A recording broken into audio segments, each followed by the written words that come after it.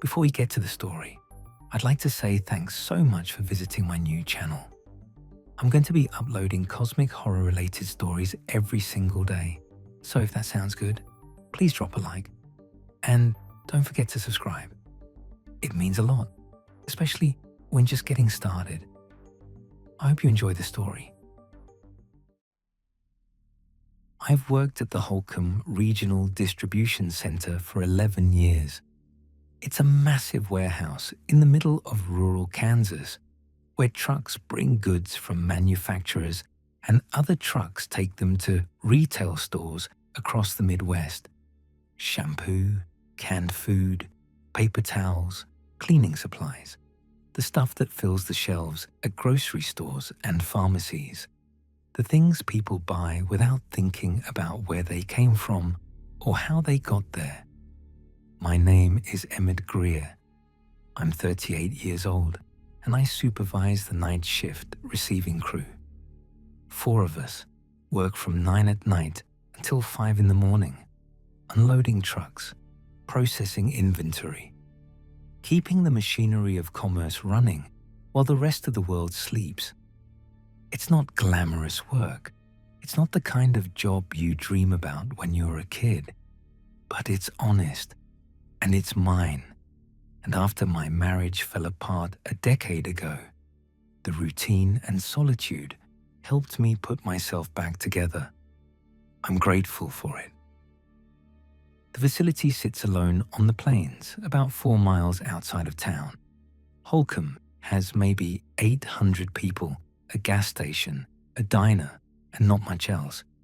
The landscape is flat in every direction, nothing but farmland and sky. And at night the warehouse glows under its industrial lights like a spaceship that landed in the middle of nowhere. I'm telling you all this because I need you to understand how ordinary my life was, how unremarkable. I'm not a scientist or an explorer or anyone special. I'm just a guy who moves boxes for a living. And that's exactly why what happened feels so wrong. This kind of thing isn't supposed to happen to people like me. 3 weeks before everything changed, I was working a normal shift when every piece of electronic equipment in the facility went haywire at the same time. It was around 2 in the morning. I was in the main warehouse checking inventory on a handheld scanner when the screen went blank. At the same moment, I heard the forklifts die, their electric motors cutting out mid-motion. The overhead lights flickered and dimmed. Somewhere in the building, an alarm started wailing and then choked off. But that wasn't the strange part. The strange part was how it felt. For about 90 seconds, while all the equipment was malfunctioning, the air itself seemed wrong, thick, resistant, like I was trying to move through something denser than air, but not quite solid. My thoughts felt sluggish, my body felt heavy, and there was a pressure in my chest that had nothing to do with breathing. Then, as suddenly as it began, everything snapped back to normal. The lights came up, the forklifts hummed to life, and the air felt like air again. Maintenance came out the next day and found nothing wrong with any of the equipment. Corporate blamed a power surge, even though the local utility said there hadn't been one. I couldn't stop thinking about it, not the equipment failure, but the feeling, that sense of wrongness, like reality itself had hiccuped. I started asking around, and that's when I learned this wasn't the first time. Marvin Selby was a semi-retired trucker who had been hauling loads to our facility since it opened 23 years ago. I found him in the break room one night and asked if he'd ever experienced anything like what I'd felt. He got this look on his face, like he'd been waiting for someone to ask. "It's like the world hiccups," he said. "Everything goes sideways for a minute, then snaps back. I've felt it maybe 8 or 9 times over the years, at different places. This warehouse, truck stops, rest areas. Always figured it was just one of those things nobody talks about. Does it always feel the same? Same feeling every time. Thick air, heavy body, like you're moving through mud. Lasts about a minute and a half. Then it's over. He shook his head. I asked my doctor about it once. He said it might be blood pressure issues. But I know the difference between feeling dizzy and feeling like the whole world is wrong. I talked to other long-time employees and heard similar stories. The incidents had been happening roughly every 14 months since the facility opened. Always the same duration, always the same sensation. People didn't talk about it much because there was nothing to say. It happened, it ended, life went on. But I couldn't let it go. Something about that feeling had lodged in my brain like a splinter, and I needed to understand what it was. A week after I started asking questions, 2 researchers showed up at the facility. Dr. Louise Kendrick was a physicist from a university in Colorado. She was in her 50s, with grey-streaked hair pulled back in a practical ponytail and the kind of tired eyes that suggested she didn't sleep much. Her assistant was a nervous young man named Neil Braddock, who handled the technical equipment and rarely spoke unless spoken to. They had permission from corporate to set up monitoring stations throughout the facility, something about studying atmospheric anomalies. But when Dr. Kendrick asked to speak with me privately, I knew there was more to it. We sat in the break room after my crew had gone back to work. Dr. Kendrick folded her hands on the table and looked at me with an intensity that made me uncomfortable. "You've been asking questions about the incidents," she said. "The moments when everything feels wrong. How do you know that?" Because people who ask those questions are rare. Most people experience what you experienced and convince themselves it didn't happen. You're different. You want to understand. Is there something to understand? She was quiet for a long moment. Then she started talking, and by the time she finished, I wished I had been one of the people who convinced themselves it didn't happen. The incidents, she told me, had been occurring worldwide for as long as humans had kept records. Ancient accounts described moments when the world held its breath, or the air turned to stone. Modern instruments could detect them, measuring electromagnetic fluctuations and subtle shifts in the fabric of space-time itself. The events followed a pattern, roughly every 14 months, lasting 60 to 90 seconds, affecting a band of the Earth's surface that shifted slightly each time.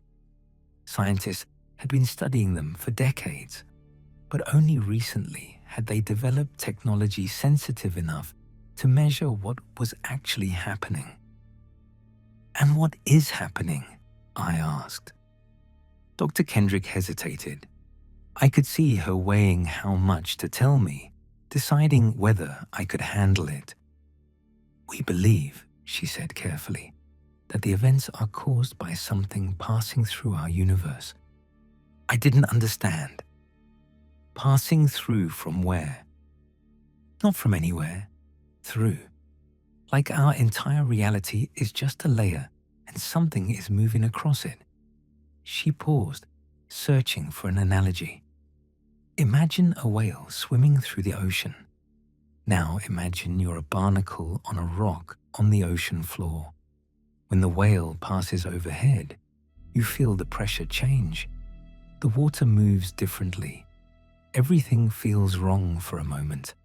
That's what we think is happening. You're saying, there's a whale. swimming through the universe. I'm saying there's something vast, something that exists on a scale beyond human comprehension. It migrates through the space between realities, and our universe is just one of countless layers it passes through. When it intersects with our reality, we feel it. That wrongness you experienced, that thickness in the air, that's what it feels like when something beyond our perception moves through our world. I sat there for a long time, trying to process what she was telling me. It sounded insane, but it also matched what I had felt, what Marvin had described, what everyone who experienced the incidents had reported. The wrongness, the thickness, the sense that reality itself wasn't quite working right. How big is it? I finally asked. We don't know. It doesn't exist in our 3 dimensions of space in any way we can measure. The closest analogy I can give you is this. Imagine a creature that lives in a 2-dimensional world, a flat plane.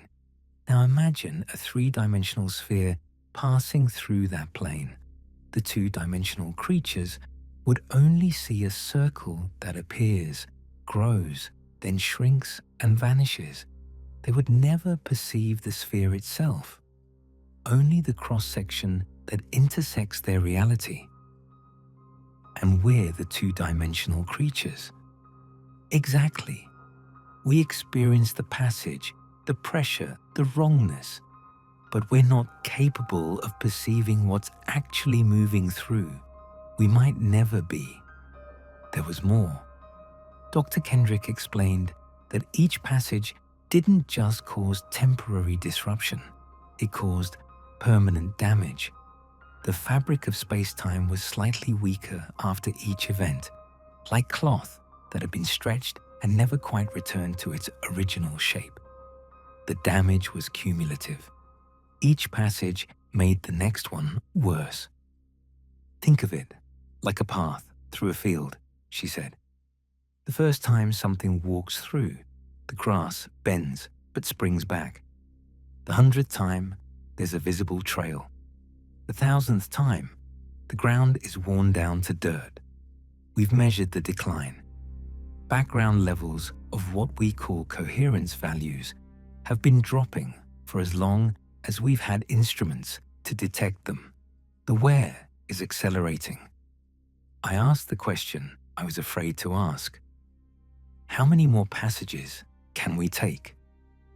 Neil Braddock, who had been silent throughout the conversation, answered before Dr. Kendrick could. Based on our projections, somewhere between 300 and 500 more. At one passage every 14 months, that's somewhere between 350 and 600 years before the damage becomes critical.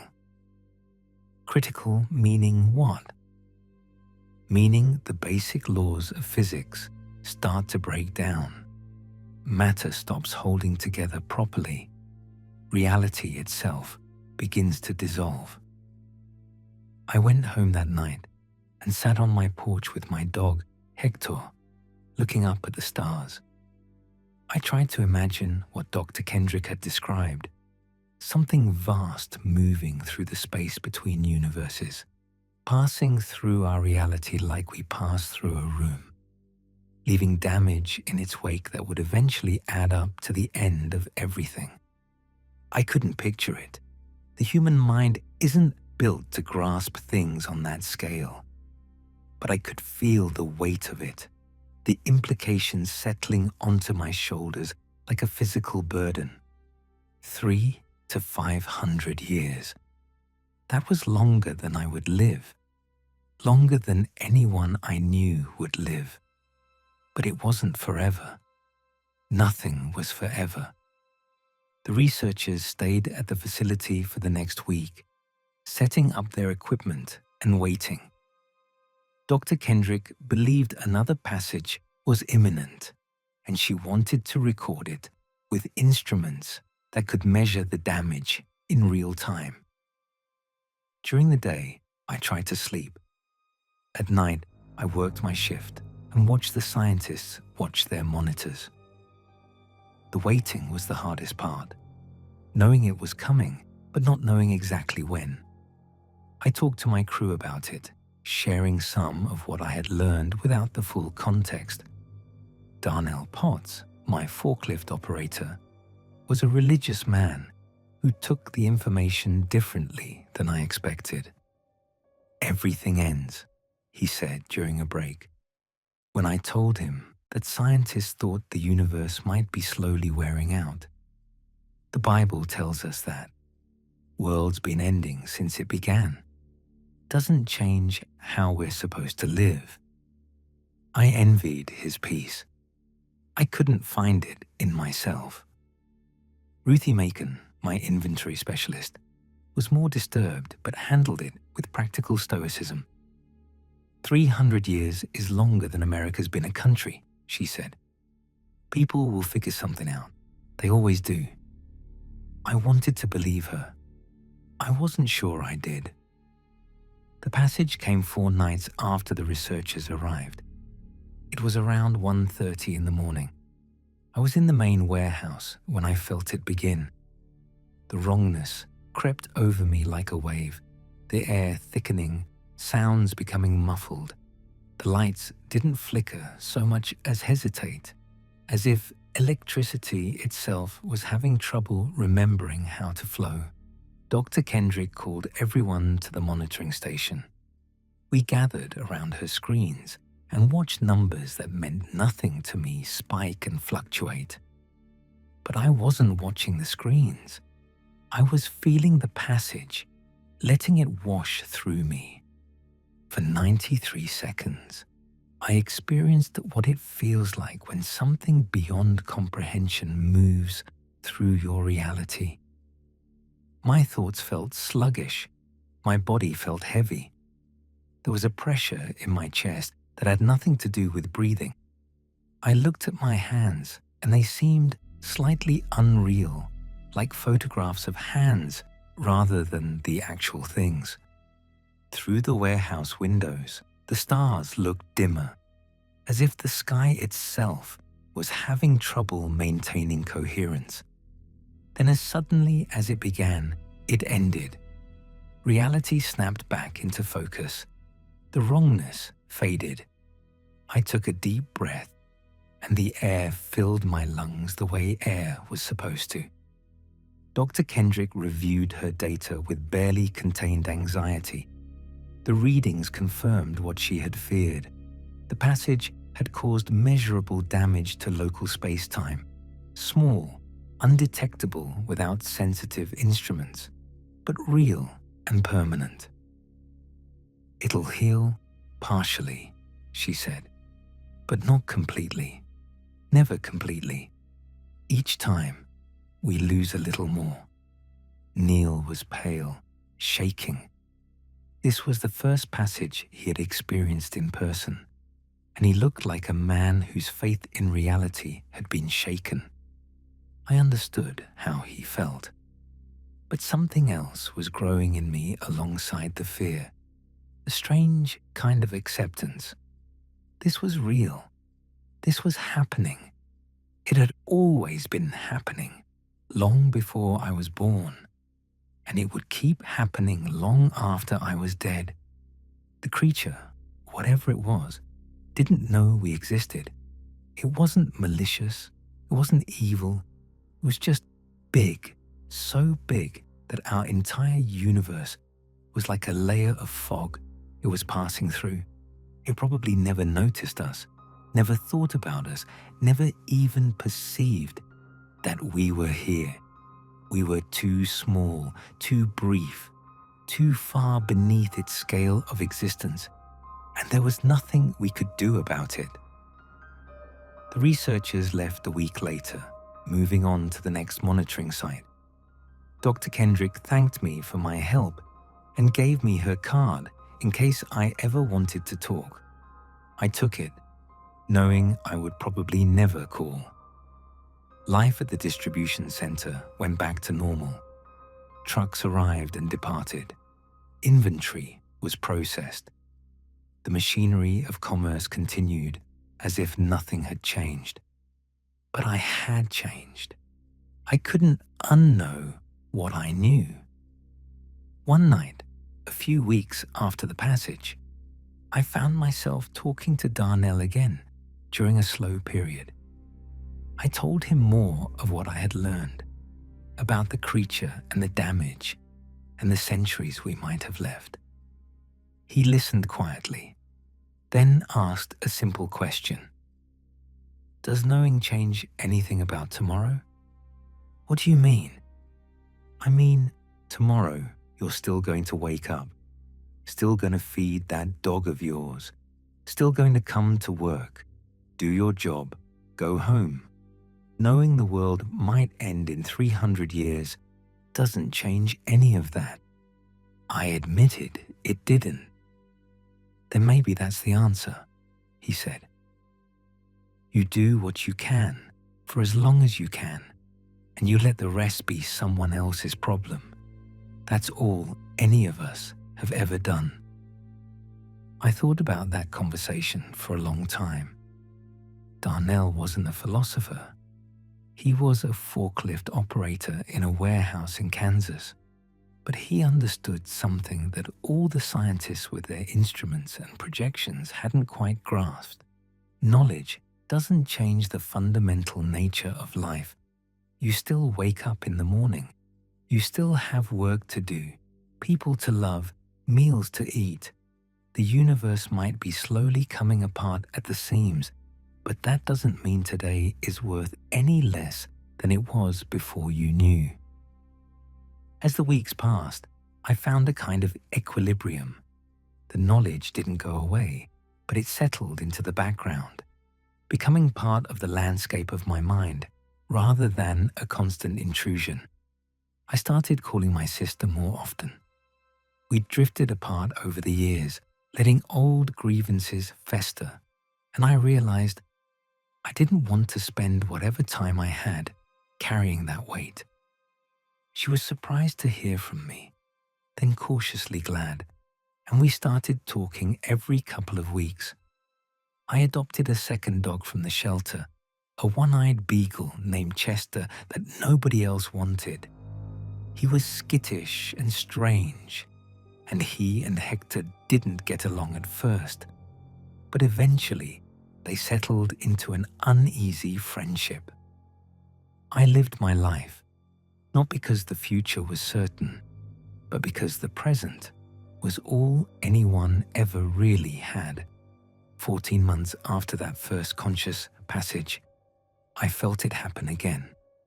I was at home this time, sitting on my porch in the evening with Hector and Chester at my feet.